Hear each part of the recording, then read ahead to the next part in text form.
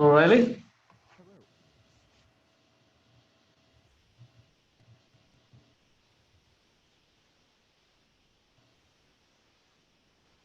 Hello? Hi, can you hear me? Can you hear me? Really? Yes, I can. I guess I cannot hear you. Okay. One second. Let's see.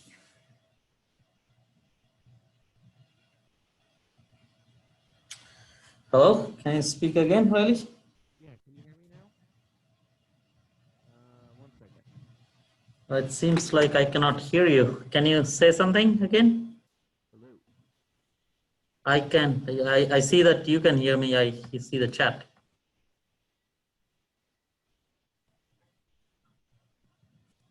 Oh, what? So this time we will have it. Hello. This poll. Okay. Yeah.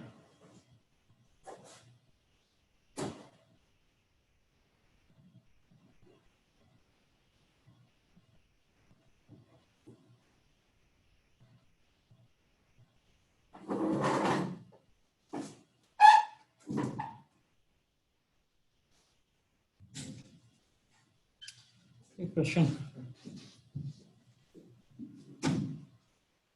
Hello, can you hear me? So I was told that we can't move the desk. That's a violation.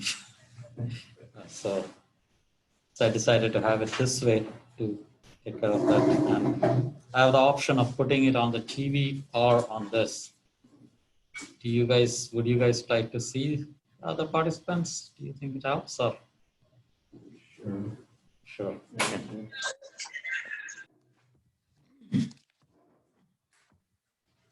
It seemed like we did when we used their video last time. That's correct. Yeah. So that's always said.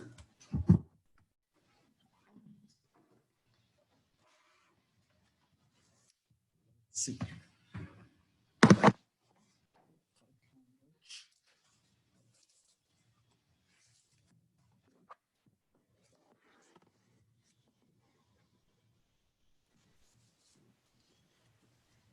Hello, can you hear anything at all?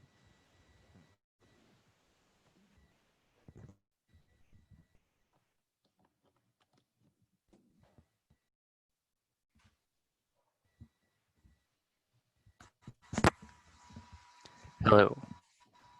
Hello, can you hear anything? Yeah.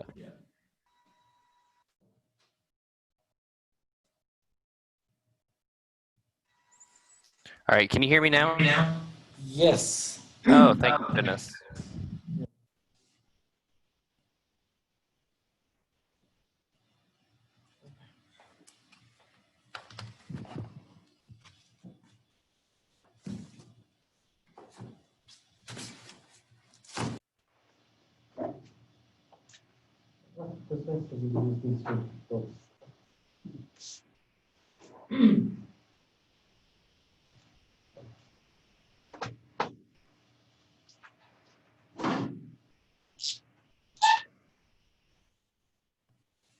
Oh, you don't have this.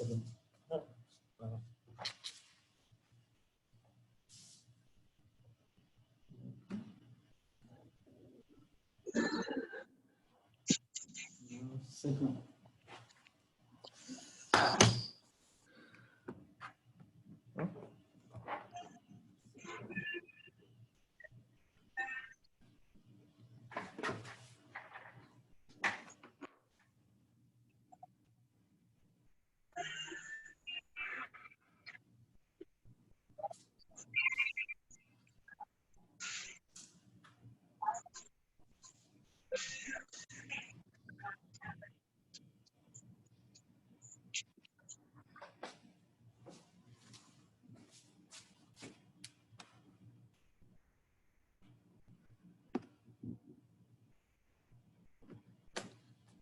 Oh, no. What did it do?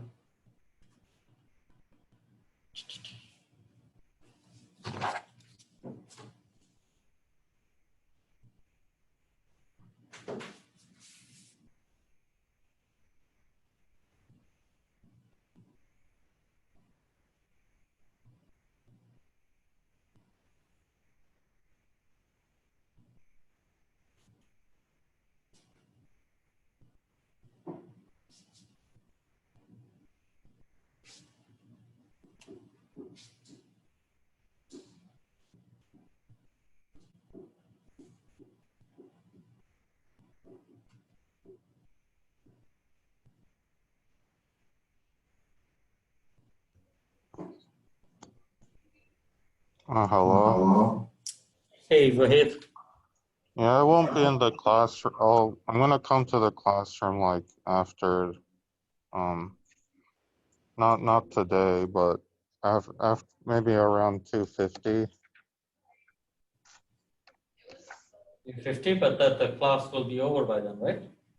Oh yeah, I want to talk to you and Kristen. Oh, sure, sure.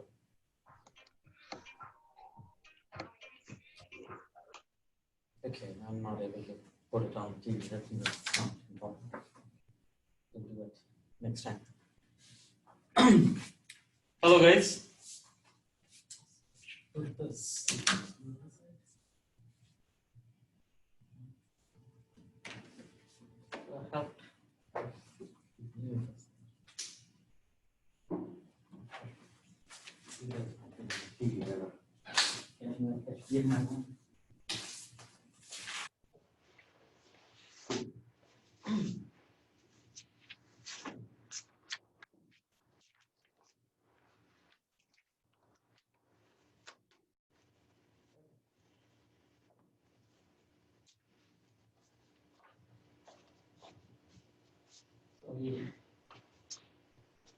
We have homework 1 that is due August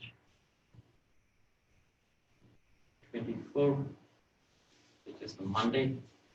And I earlier said that hard copy is good, but I think put it on D2L. I think since some of you are going to submit it via D2L as well. Perfect. Thanks, Gordon. Now you guys are on GV2. There's a small rearrangement we did. We are using these boards instead of horizontal ones. If you guys remember this room.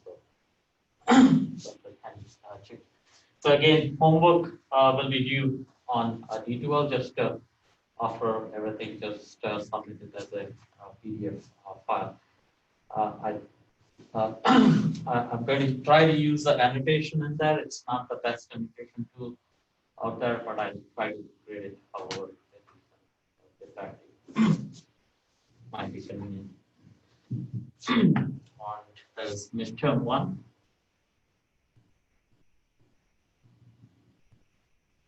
September 11, Friday, and this is in class.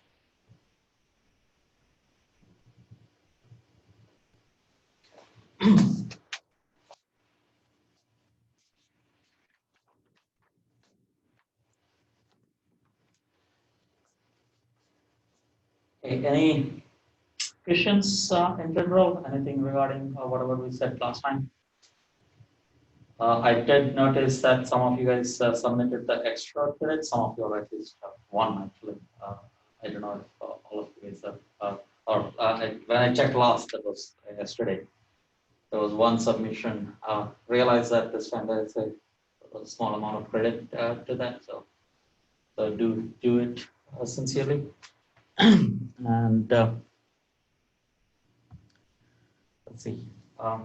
Today we want to talk about index notation, and some of you guys have taken math methods with me. Is it all of you guys? Yeah, so most of you, I think I see all of you, I think just Wahid probably has not done math methods with me. So you should have seen this pretty much exactly since I got it. It will be a repetition, but I noticed that everyone struggles with this, even though it's not a deep concept, it's more of a rule. But just follow it, and it's pretty much a repetition, but it's very much used here. So I also do it again. So this is what is called index notation for vectors.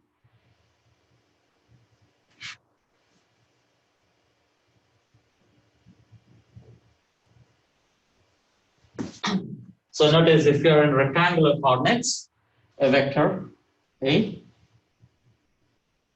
will be, say, you can write this as a 1 in the I direction plus a 2 in the j direction plus a 3 in the K.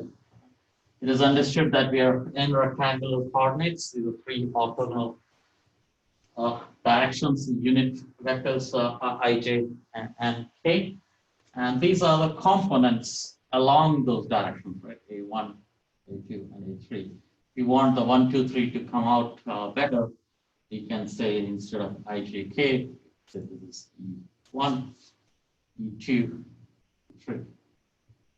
The 3 are unit vectors. Okay? But since if we stick to rectangular coordinates all the time, we don't change our coordinate system, then we don't have to keep rewriting those unit vectors. And a notation would be that this is A1, A2, A3, with the understanding, implicit understanding that E1, E2, E3 is the X, Y, and Z components. We can go further, and this is where the index notation comes in. We say that these 3 components are nothing but represented by AI, understanding as that I could be 1, 2, or 3.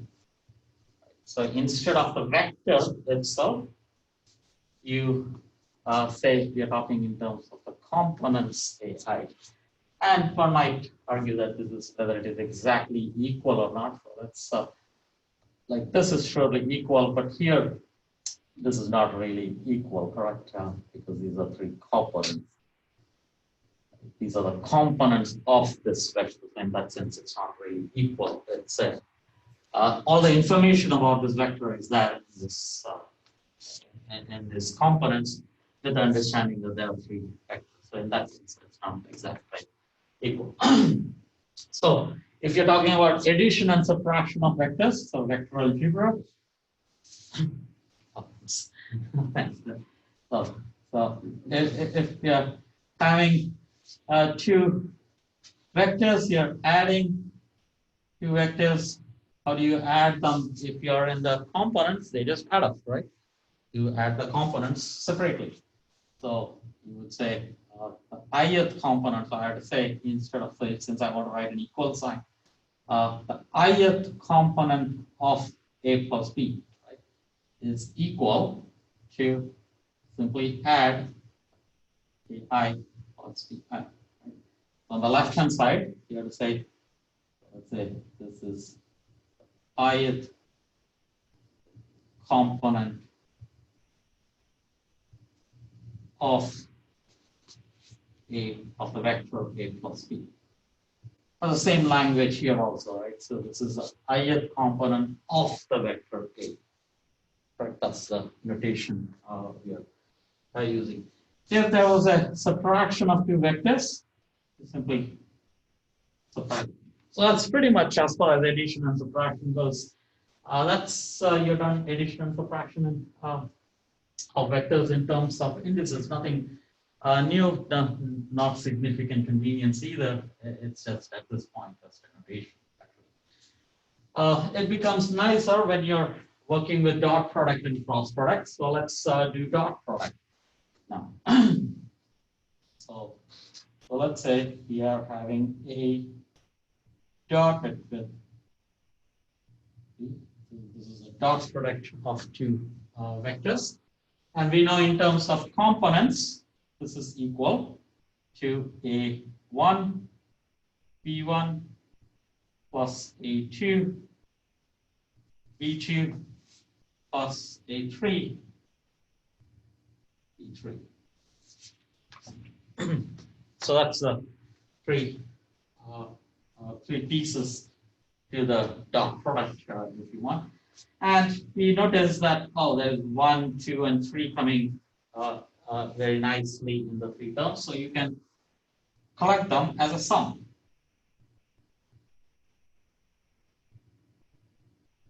I.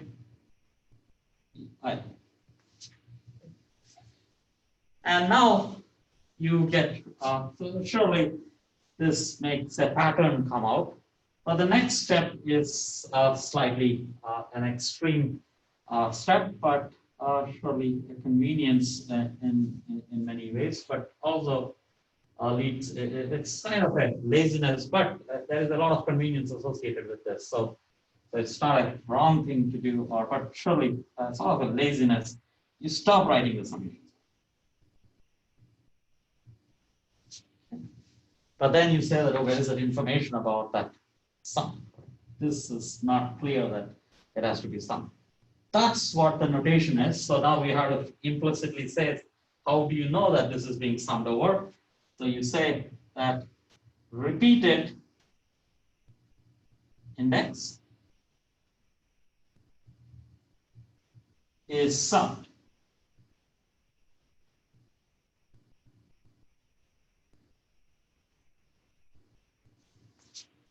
Okay. So from here to here, that's a notation, right? Or that's going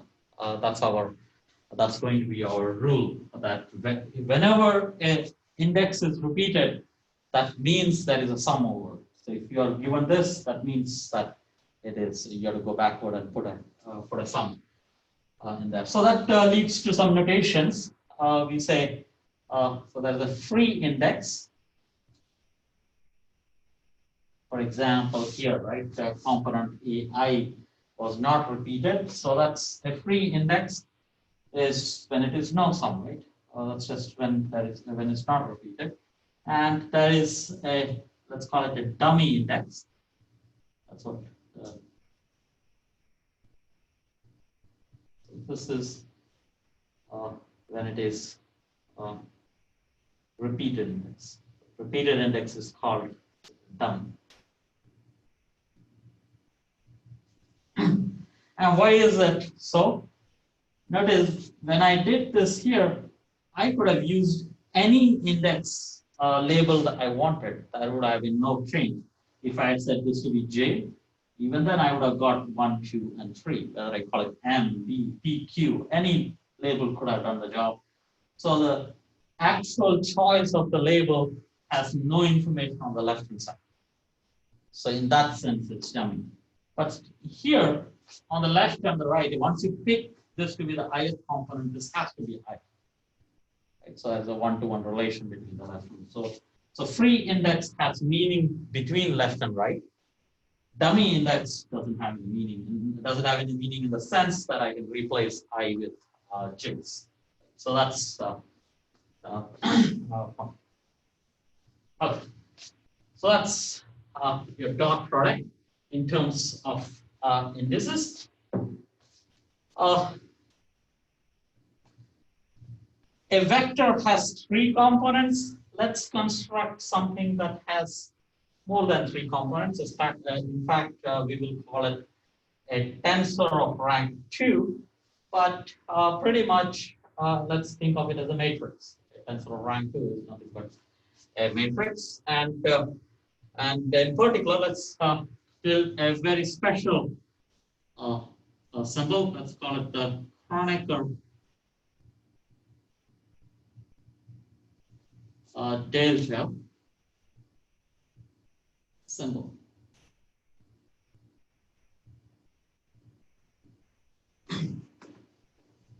And that is going to be, so now this will have a delta, and there are 2 components in here. Notice when there was a single component here, I could take 1, 2, and 3. There are 3 values. But 2 indices, I am not summed over them. So they are both free indices. Right? The free index on both I and J is a free index. In that sense, I can take 3 values, J can take 3 values. So there are 3 times 3, there are 9 components to this quantity, and you should think of it as a matrix. So in a sense, what this is this is a sum. This is equivalent to 1, 1, 1, 2, delta 2, 1, delta, sorry, 1, 3. Jumping ahead. 2, 2, 2, 3, 3, 1.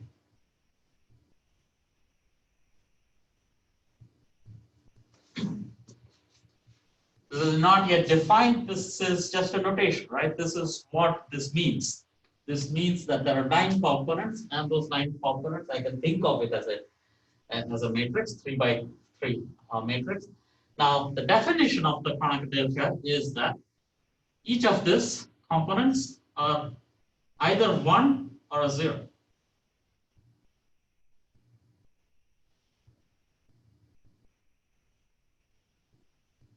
And of course, this is the identity matrix. Right? So Kronecker delta is nothing but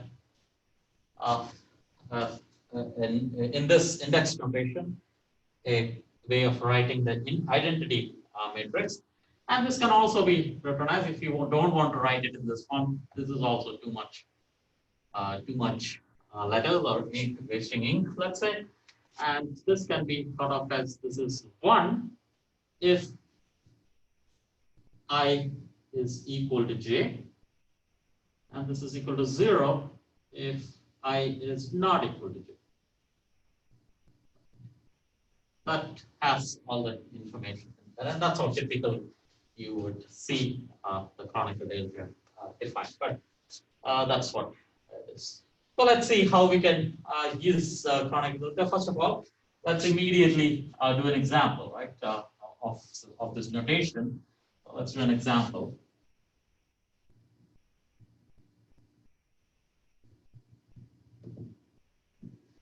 You can say, what is delta I? First of all, before we go to the answer, how many free indices are there for this quantity on the left? How many free indices? 0. No free indices, right? This is repeated. There are only 2, and both of them are repeated, so it's no free index. So will that? So if there is 1 free index, you call it a vector. If there are 2 free indices, you say tensor of rank 2. Vector is tensor of rank 1. If there are no free index, it's a scalar. That means it is just having 1 number associated with it. So what is that equal to? Next question. Yes. 1. Try again. Use the notation. Use the notation. It's 3. Very good. And that is because, remember, the moment we have an index notation, we have to replace it with a sum. So this is sum of I is equal to 1 to 3. And this 3 has to do with 3 dimensions. And delta I, that's what it means, right? Whenever there is some repetition, you're implicitly assuming that there is a sum. And then that makes it clear. So this means there is delta 1, 1, plus delta 2, 2, plus delta 3, 3. Right? So that's 1, because each of this 1 is equal to 1. So that's 1 plus 1 plus 1, that's 3. Good. Right? So and this is what is this actually? This is the trace of this identity matrix, right? So you will also write this as trace of the identity matrix. If you write the identity matrix as a matrix, that's a trace of the identity matrix. Good. So another example, okay.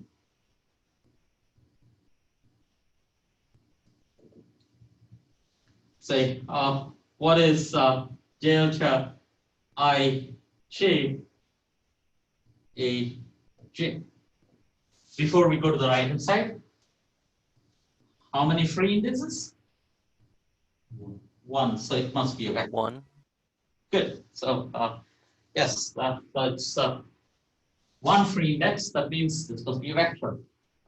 And then the question comes, what is that equal to? So let's experiment that. So since I is the free index, so I start with I equal to 1. Right? If I is equal to 1, j has to be 1 because it survives only when I is equal to j. So that means this is 1 j a j. But j is equal to 1. This is equal to delta 1 1 a 1. Delta 1 1 is 1, so that's a 1. So the first component of this is 1. What happens when I is equal to 2? This is delta 2j Ej. But when first component is 2, J has to be equal to 2 because of the Kronecker delta property. So this has to be 2. A2, that's A2. And same thing with 3. That's A3. That's the 3 components of the vector A. So that means this is AI. That's a useful,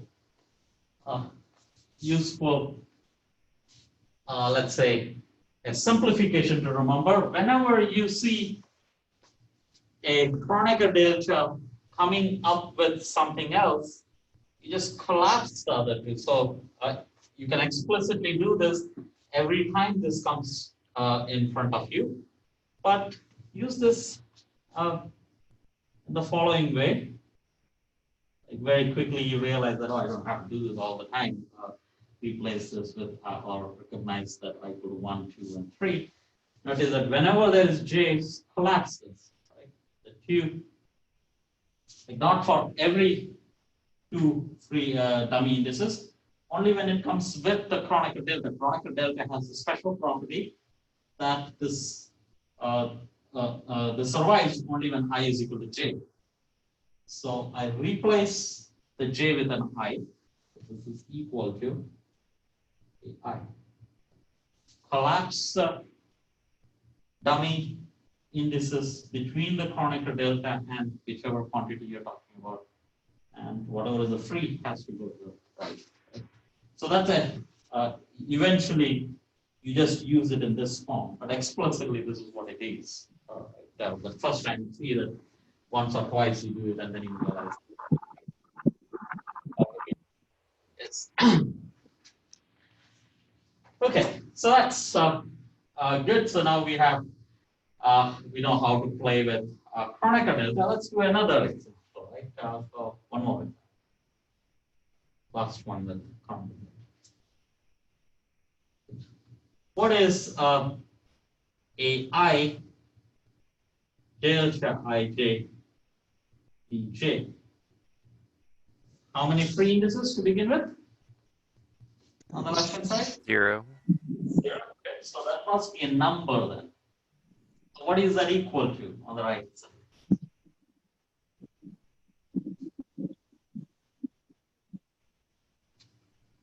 So again, notice I can collapse, right? What is the rule here? I can collapse the j's. So I can collapse the j's here, right? Or I can even, in this case, I have 2 sides I can collapse. I can also collapse the left. Let's collapse the right hand side. The rule was collapse the j's and give the index I to b. So this is AI, EI. Okay. But AI, BI is nothing but the dot product. Right? So this is A dotted with B. So the number associated with the dot product of 2 vectors can be thought of as IBI, or if you introduce a Kronecker delta, that's this. Okay. Any questions on all this? Okay. Clear? Okay. So that's Kronecker delta. Now let's introduce. Now we want to work with cross product. So let's go back and remind ourselves of what a cross product is. A cross B. Let's specify the A is a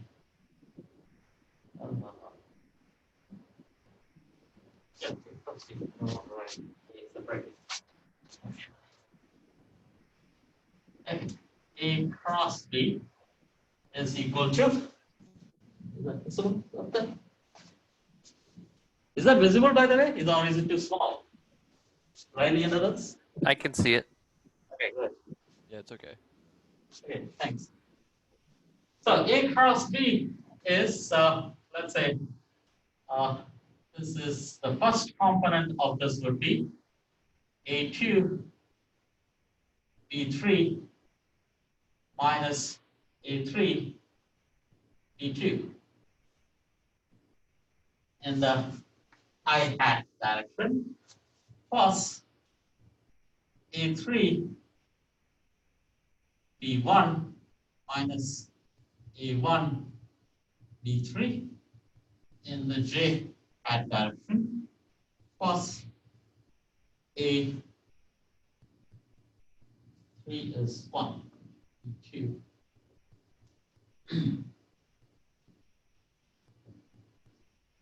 Usually we write this as a negative sign when we think of it as a determinant, but I purposely wrote it this way. Notice there is a pattern in this. This is the first component of A cross B, and that has 2, 3. So notice the first component of A cross B starts with 2, 3. Right? 1, 2, 3. Right? There's a pattern there. Second one, the second component of A cross B starts with 3, 1. Right? That's it. So notice the cyclic, right? 2, 3, 1. And this one, third component of A cross B is 1, 2. And these three numbers are, in the sense, this is cyclic, right? Suppose I write this as 1, 2, 3. Right? So this is the cyclic way of connecting three. Okay? What is the opposite of cyclic? I think anticyclic or countercyclic? If this is clockwise, counterclockwise, or cyclic, probably anticyclic maybe. So then you can also go the same thing this way, right? So this will be cyclic, that's counter or anticyclic. And we all have, in the cross product, we seem to be having all this cyclic contributions of three numbers. So to recognize the cross product in terms of indices, so let's introduce a quantity called Levi-Civita symbol. Levi-Civita symbol.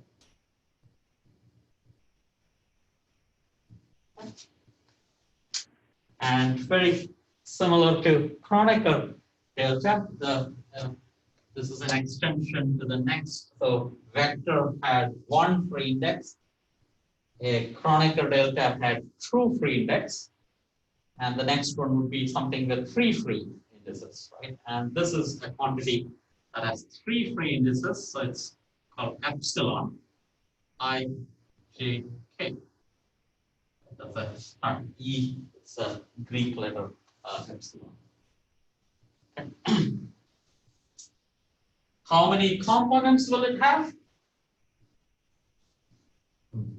27, right? 3 times 3 times 3, that's 27 component. And if you want to arrange 27 components, you need a cube-like structure, right?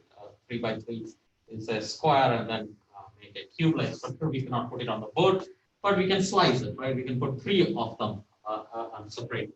So let me explicitly write this. So this is one. Put I is equal to 1. So let's say choose this to be I is equal to 1. So that's the first layer. So this is epsilon 1, 2, 3. Epsilon 1, 2. No, what did I mean? No. Sorry. 1, 1. And then 1, 2. Epsilon 1, 3. Oops. 1, 3.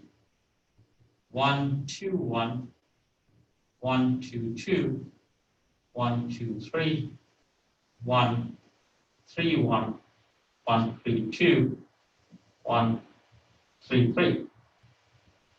That's only 9 of the components, but there is 27, right? So we have now set I is equal to 2 and repeat the whole thing. Let me write this down for completeness. 2, 1, 2. 2, 1, 3, 2, 2, 1, 2, 2, 2, 2, 2, 3, 1.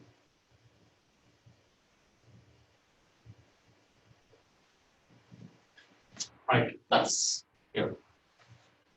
second piece and a second layer if you want, and the third one. That's clear hopefully by now.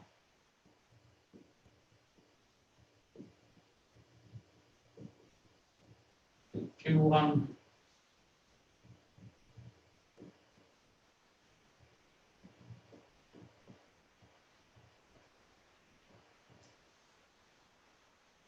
But that's just a way of recognizing that there are 27 components and way of arranging those 27 components. I haven't yet defined my Levi-Civita symbol.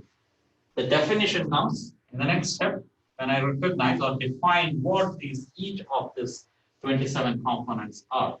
And it will be, so the rule is going to be that if anytime this index repeats, right, that is a one, again one coming up, right? Whether it is one, twice or thrice, it doesn't matter.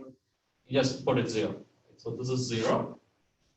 That's also 0. And this is 1, 1, 3, so that's also 0. In fact, almost everything seems to be 0, right? Except when you reach here. And that I'll leave it alone for now. And this is, leave it alone here. And that's.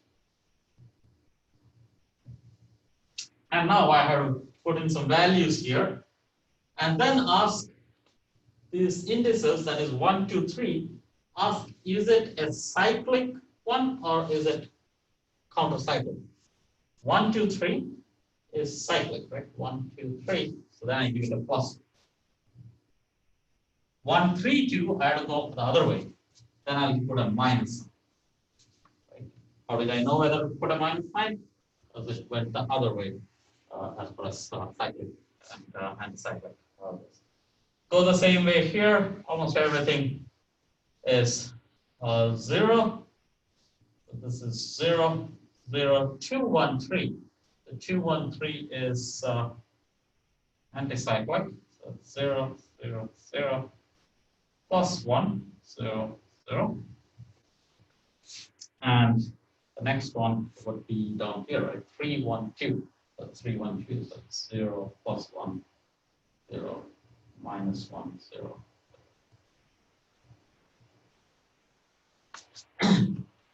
So out of 27 components, 21 of them are 0. And 6 of them are either plus 1 or minus 1. You will write this as it is plus 1 if it is cyclic. It is minus 1 if it is, I think the word is anti-cyclic. And it is 0 otherwise.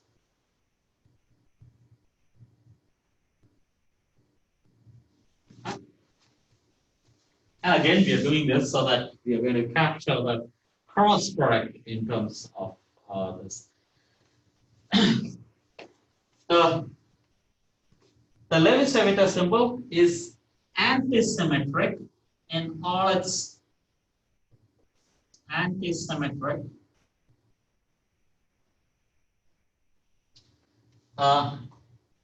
in its indices. What does that mean?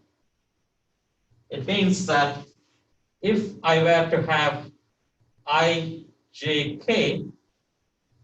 begin with ijk, and if I were to swap two of the components, so if I say this is jik, and it is not hard to see that what this is basically doing is that if the three indices, there are lots of indices, we have 27 of them, right? But if you swap them, you're basically switching from cyclic to anti-cyclic, so there's a negative sign that comes, orders. So that's what it means to say this is anti-symmetric. And for that matter, in any of the two indices, you can swap ijk. This is also negative of kji. For that matter, any two indices, if you swap, that's right. If you do it twice, so for example, I went from here to there by swapping I and j. Now let me swap k and I. Then I switch over again, and that becomes plus. So this is j, k, I. Right? And there's a lot of such relations you can write, but the whole idea is that it is antisymmetric under those replacements. This is unlike delta, so Kronecker delta quantum, that's symmetric, right? So epsilon ijk is antisymmetric, but delta ij is symmetric in the replacement of the two indices, and that means that if I were to swap these two quantities, I get back Ji. And symmetry and antisymmetry, I'm using this for this particular quantity, Levi-Civita and Kronecker, but in principle, you can define this for any of the tensors, but typically they're not symmetric. They might be neither symmetric nor antisymmetric. Like there are special matrices which are symmetric or antisymmetric, and these are very special such matrices, or in this case, tensor of rank 3. Right? Levi-Civita symbol is a tensor of rank 3. Okay, so we have this now. Let's now ask, now let's construct the quantity epsilon I j k times times b, no, times a j and b k. You begin with, so we want to see what this is equal to, right? That's what we are looking for. So let's ask on the left hand side before we do anything, is it a how many free indices? One free index, so it's only one, right? So it must be a vector. Right? So that's an indication of maybe that has to do something with A cross B, but we don't know that yet. So the idea is that this is going to be A cross B. And surely it is a vector. So then if it's a vector, we want to find the three components. So let's do I equal to 1. So I is equal to 1. So let's find that out. And that's 1. If I is equal to 1, so let's write that explicitly. Bj, bk. Notice the argument now. If I is equal to 1, j and k cannot be 1. Because if j was 1, then it's 0. Right? Remember the property of Levi-Civita symbol, that if they are not different, right, whenever they are repeated, that goes to 0. So if I is equal to 1, j and k must be 2 or 3. And there are two ways of arranging 2 and 3. Either it is 2, 3 or 3, 2. That's the two terms then. So there are two terms, so it's 1, 2, 3, which makes this 2b3. And there's one more term, which is 1, 3, 2, that's a3, b2. That's all that can be. You can explicitly write this as actually having 9 terms, and only 2 of them are going to contribute, but we identified it by using the property of Kronecker delta. Then we know more. 1, 2, 3 is actually plus 1. So this is plus 1. So this is plus 1. And that's minus 1 because this is anticyclic. Right? So that makes it A2, B3, minus A3, B2, which is indeed the first component of your A cross B, right? So that's indeed A2, B3. So this is of course A cross B. Its first component, which we will write as 1. Right? This is 1. First component of them. Let's check this with other two components, right? So let's say I is equal to 2. So then this is epsilon 2 jk dj bk. Do the same idea. This time j and k cannot be 2, so it has to be 1 or 3. So this is epsilon 2, 1, 3 times A1. This is A1, B3 plus epsilon 2, 3, 1, A3, B1. 2, 1, 3. 2, 1, 3 is going opposite, that's negative sign. And this is 2, 3, 1, that's going in the clockwise direction, that's plus 1. So let me write this ahead of this. That's A3, B1 minus A1, B3, and A3, B1 minus A1, B3. That's indeed the second component of A cross B.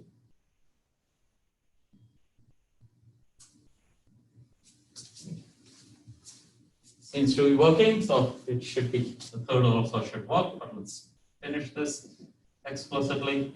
That's 3 J K A J K, and now J and K cannot be 3, so it is 3, 1, 2, A1, B2 plus 3, 2, 1, A2, B1.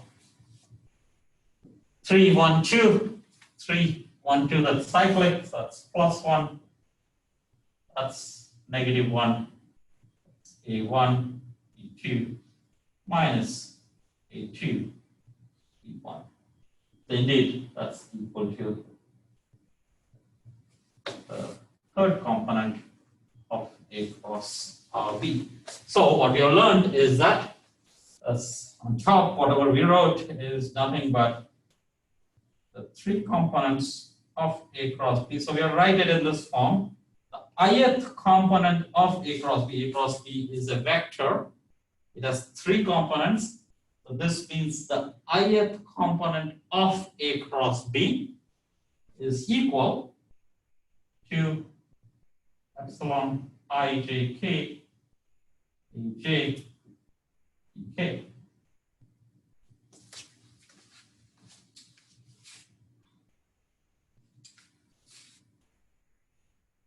Right. So summary is that if we have two vectors, there are two important products you can build out of it. One is a dot product and one is a cross product. Dot product uses Kronecker delta. Cross product uses Levi-Civita symbol. Next, we want to be able to combine. Now we compound it, right? Using dot and cross products, we want to build more structures out of it.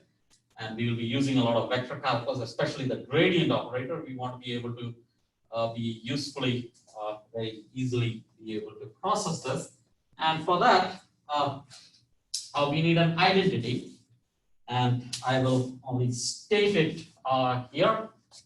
I'll just motivate it.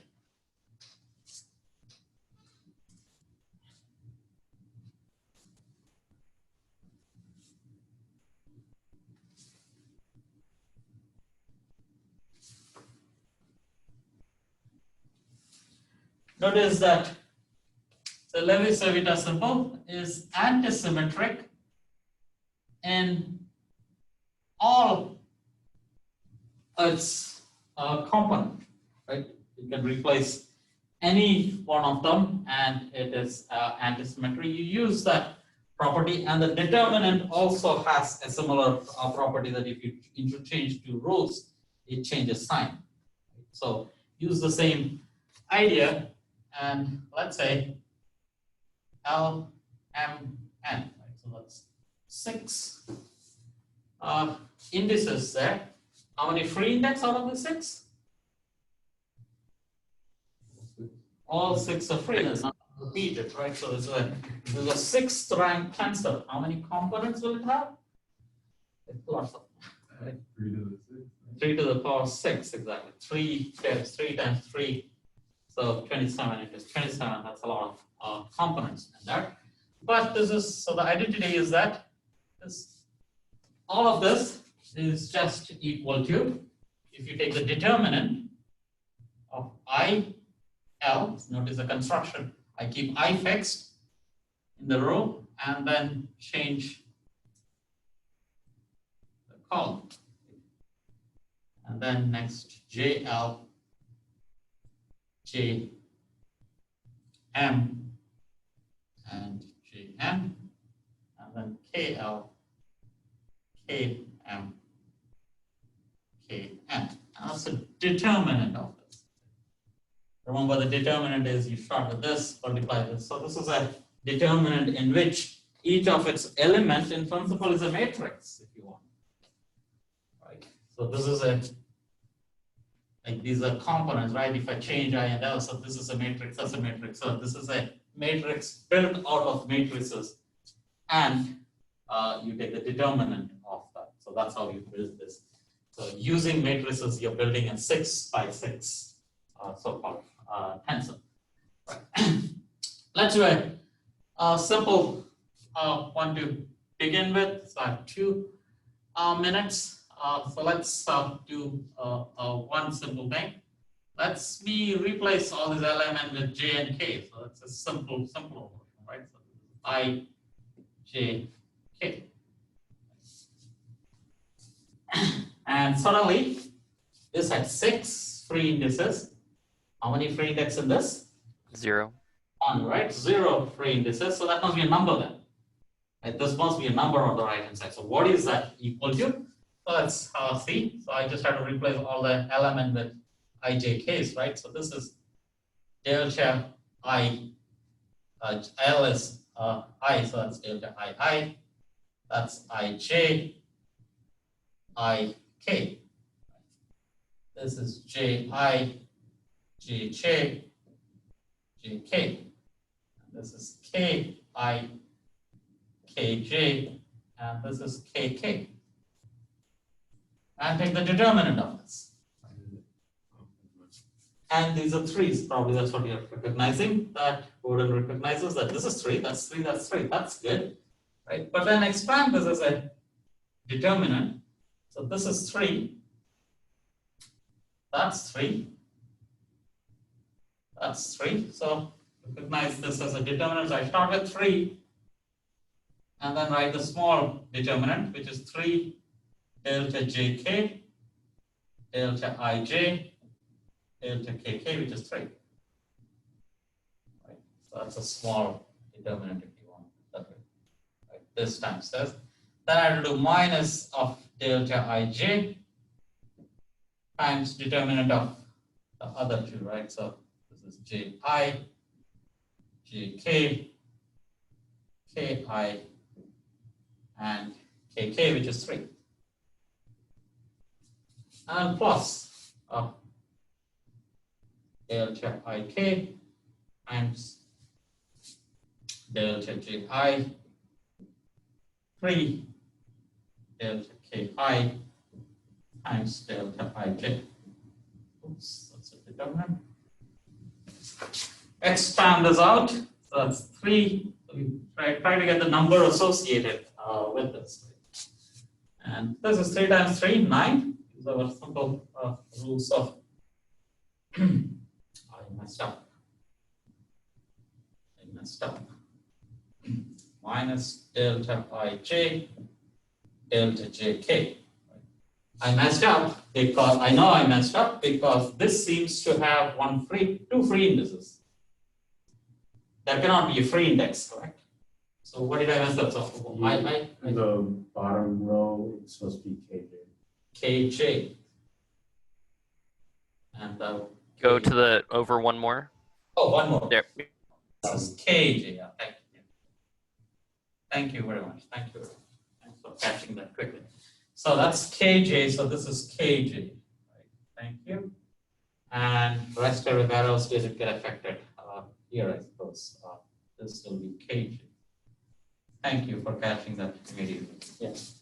So that makes it this, and then this is delta ij times 3 ji minus delta ki. Oh, here also that showed up. Delta ki, ij, kj. This is okay. No, this is okay. No, there's no mistake. This will work out. Okay. Okay. And plus delta ik, delta ji, kj minus 3 delta ki.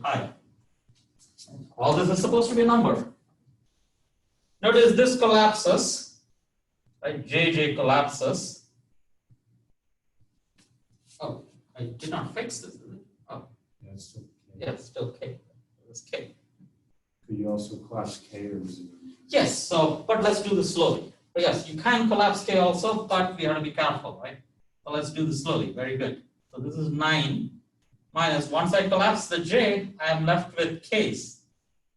Notice if I had collapsed it right there, I wouldn't have recognized that that's a 3. This is a 3 now. Right? So it's good to go in 2 steps, right? So this is minus, and when you're doing the same collapse, J can be collapsed. So this is 3 times delta II. Right? So I'm collapsing this. And plus delta Ij times, I can collapse the K there. So that's delta Ij again. Right? That's a plus sign because minus and a minus. So lots of things happening. So hopefully you guys are following. And this is, let's say, J can be collapsed here. That's delta Ik, delta Ik. And this is minus 3 delta Ik, delta Ki. Okay, so this was a 3, so that's a 3. 9 minus 3, 6, 6 into 3, 27.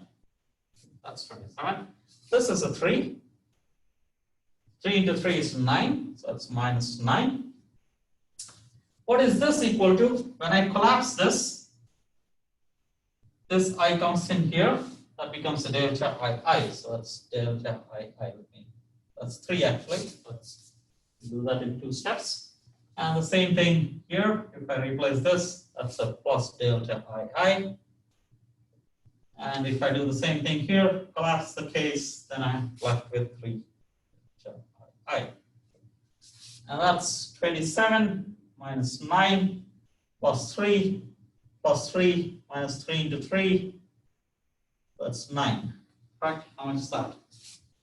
It should be 6 actually. Let's go 6.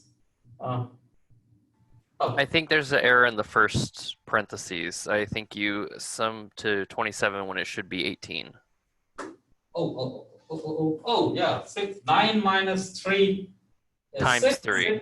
Yeah, 6 into 3. Yes. Thank you.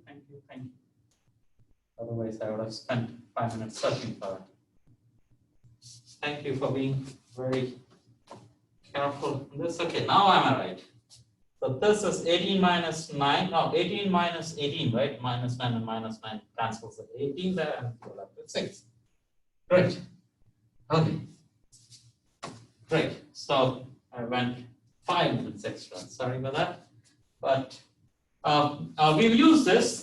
This is not exactly what we want to deal with. We want to be able to work with the gradient operator. That's what is going to be the important player in this whole course, how the gradient operator works. So now we want to bring that in vectors and how to play around with that. So this is a warm up towards that.